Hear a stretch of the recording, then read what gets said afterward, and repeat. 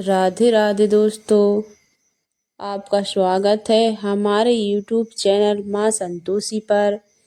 दोस्तों, आज की वीडियो में हम जानेंगे कि माँ नर्मदा कुंवारी क्यों है। क्या आप जानते हैं कि भारत की पवित्र नदियों में से एक नर्मदा नदी को कुंवारी नदी के रूप में पूजा जाता है। नर्मदा कि हर पत्थर को शिवलिंग का दिव्य स्वरूप माना जाता है। लेकिन क्या आपने कभी सोचा है कि देवी नर्मदा को कुंवारी क्यों कहा जाता है और यह नदी विपरीत दिशा में क्यों बहती है? इसके पीछे एक अद्भुत पौराणिक कथा छिपी हुई है जिसे बहुत कम लोग जानते हैं। इस वीडियो में हम आपको बताएंगे कि राजकुमारी नर्मदा कुंवारी क्यों है और उनके इस स्वरूप के पीछे कौन सी रहस्यमयी कहानी जुड़ी है। ऐसा कहा जाता है कि इस कथा को सुनने से भक्तों की सभी मनोकामनाएं पूरी होती हैं। इसीलिए वीडियो के अंत तक देखें, साथ ही इसे अपने दोस्तों के साथ शेयर करें और कमेंट बॉक्स में सभी माता के भक्त हर हर नर्मदे जरूर लिखें। नमस्कार दोस्तों, पौराणिक कथाओं के अनुसार मैकल पर्वत भगवान भोलेनाथ गहन तपस्या में लीन थे। उसी समय उनके पसीने की एक बूंद से एक अद्भुत रूपवती कन्या का जन्म हुआ। भोलेनाथ को तपस्या में मग्न देखकर वह कन्या भी उनके समक्ष बैठकर तपस्या करने लगी। जब महादेव की तपस्या पूरी हुई और उनका ध्यान टूटा तो उन्होंने अपने सामने उस कन्या को तपस्या करते देखते हुए इस दृश्य से महादेव के हृदय को प्रसन्नता से भर दिया। भगवान भोलेनाथ ने प्रसन्न होकर उस कन्या का तुरंत नामकरण किया और कहा, हे पुत्री, आज से तुम नर्मदा के नाम से विख्यात होगी, जिसका अर्थ है सभी को सुख देने वाली। तुम्हारी तपस्या ने मुझे अत्यंत संतुष्ट किया है, इसलिए मैं तुम्हें अमृता का वरदान देता हूँ। संसार में चाहे कोई भी प्रलय क्यों न आए, तुम्हारे कभी नाश नहीं होगा। तुम्हारा नाम सदैव एक पापनाशनी नदी के रूप में लिया जाएगा। तुम्हारे तट पर मिलने वाला पत्थर उसे नर्मदेश्वर शिवलिंग कहा जाएगा। वह बिना प्राण प्रतिष्ठा के भी पूजनीय होगा। तुम्हारे तटों पर शिव, पार्वती और सभी देवताओं का वास होगा। इसके साथ ही तुम संसार की ऐसी एकमात्र नदी होगी जिसकी परिक्रमा करने का विशेष महत्व होगा। मगरमच्छ, जिसे जल का सबसे शक्तिशाली जीव माना जाता है, वह तुम्हारी सवारी होगा। दोस्तों, जिस पर्वत पर भगवान भोलेनाथ ने माता नर्मदा का अवतरण किया, वह मैखुरी व अवस्था में राजा मैखुरी नर्मदा के लिए एक योग्य वर तलाशने का निश्चय किया। अपनी अलौकिक कन्या के लिए उन्होंने यह शर्त रखी कि जो भी राजकुमार दुर्लभ गुलाब काबली का फूल लाकर उनके समक्ष प्रस्तुत करेगा, वही नर्मदा से विवाह करने का अधिकारी होगा। यह शर्त अत्यंत कठिन थी, जिसे कई राजा महाराजा प्रयास करने के बावजूद पूरा नहीं कर सके।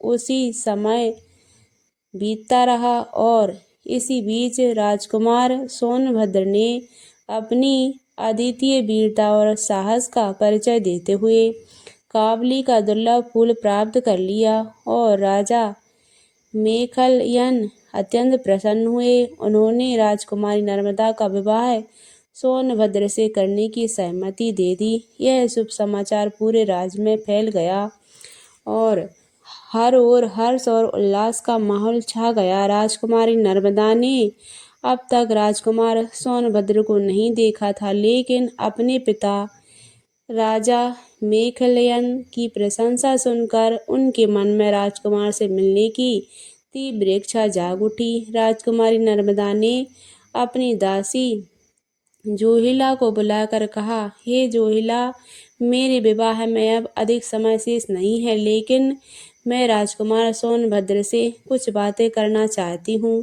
मेरा संदेश उन्हें पहुंचाना आवश्यक है और मेरी आज्ञा है कि तुम यह संदेश लेकर उनके पास जाओ। जोहिला ने राजकुमारी से निवेदन किया, यह एक पावन अवसर है, लेकिन मेरे पास ऐसे उपयुक्त वस्त्र और आभूषण नहीं हैं जिनके साथ मैं राजकुमार के सामने जा सकूं। मैं आपसे अनुरोध करती हूँ कि कृपया मुझे अपने वस्त्र और आभूषण प्रदान करें ताकि मैं सम्मान पूर्वक आपका संदेश पहुंचाने के लिए विदा किया। जोहिला जब राजकुमारी नर्मदा का संदेश लेकर राजकुमार सोनभद्र के पास पहुंची तो राजकुमार के रूप और वैभव को देखते ही उसकी शुद्ध बुद्ध खो गई। राजसी आभूषणों से सजी हुई जोहिला राजकुमार के सामने स्वयं को माता नर्मदा के रूप में प्रस्तुत कर बैठी। राजसी वस्त्रों और आभूषण में सजी इस कन्या को देखकर राजकुमार सोनभद्र भी जोहिला को राजकुमारी नर्मदा मानने की भूल कर बैठे। उन्होंने जोहिला को नर्मदा समझते हुए अपना प्रेम प्रस्ताव उसके समक्ष रख दिया। जोहिला ने राजकुमार का प्रेम वास्तव बिना किसी संकोच के स्वीकार कर लिया। इस बीच जोहिला को गए हुए काफी समय बीत चुका था और माता नर्मदा का धैर्य जवाब देने लगा। उनके मन में चिंता और उत्सुकता बढ़ गई। अंततः उन्होंने स्वयं राजकुमार सोनभद्र से मिलने का निश्चय किया। राजकुमारी नर्मदा राजमहल से निकलकर उस स्थान पर पहुंच गई जहां जोहिला को अपना संदेश लेकर भेजा था। राजकुमारी नर्मदा जब उस स्थान पर पहुंची तो उन्होंने सोनभद्र और जोहिला को प्रणय निवेदन करते देखा। यह दृश्य देखकर उनका हृदय व्यथित हो उठा और अपमान की तीव्र अग्नि में जलने लगा। गहरे दुख और क्रोध से भरी राजकुमारी नर्मदा ने वहीं से उल्टी दिशा में चलने का निश्चय कर लिया और प्रण लिया कि अब कभी उस स्थान पर वापस नहीं लौटे। उधर सोनभद्र को अपनी भूल का एहसास हुआ। उसने नर्मदा को पुकारते हुए कहा, नर्मदे लौट आओ, रुक जाओ। लेकिन राजकुमारी नर्मदा ने सोनभद्र के विश्वासघात के बाद आजीवन कुंवारी रहने का निर्णय ले लिया। उसी क्षण उन्होंने वैराग्य धारण कर लिया, सन्यासी का रूप ले लिया और एक नया मार्ग चुन लिया। जहां भारत की अधिकतर नदियां पूर्व दिशा की ओर बहती हैं, वहीं माता नर्मदा ने अपमान और दर्द से प्रेरित होकर पश्चिम दिशा की ओर बहने का निर्णय किया। अपने रास्ते में आने वाले ऊंची ऊंची पहाड़ियों और घने जंगलों को पार करते हुए उन्होंने अपना मार्ग स्वयं बनाया। कल कल और छल छल की ध्वनि के साथ माता नर्मदा निरंतर आगे बढ़ती रहीं और मल्लाओं के इलाकों तक जा पहुंची। कहा जाता है कि आज भी नर्मदा परिक्रमा के दौरान कुछ स्थानों पर माता नर्मदा का करुण विलाप सुनाई देता है, मानो उनका हृदय आज भी दुख और अपमान से भरा हुआ हो।